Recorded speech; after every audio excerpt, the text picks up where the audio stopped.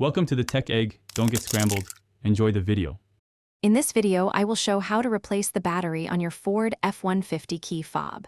First, gather your essential tools. You will need a small flathead screwdriver or a plastic pry tool to open the fob without damage.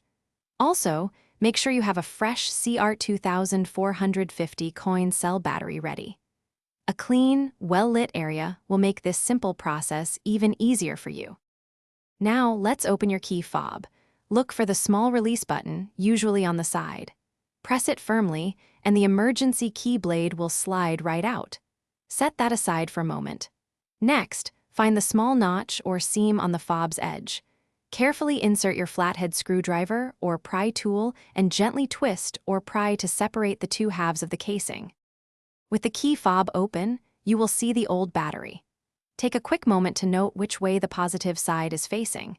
It's usually marked with a plus sign. Gently use your small screwdriver or pry tool to lift the old battery out of its compartment. Now, take your new CR2450 battery and carefully place it into the slot, ensuring the positive side faces the same direction as the old one.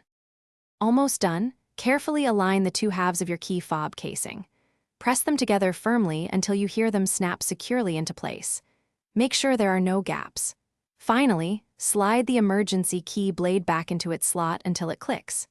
Now, take a moment to test all the buttons on your key fob, like lock, unlock, and panic, to ensure everything is working perfectly with your new battery. Thanks for watching. Consider subscribing if I helped unscramble your problems.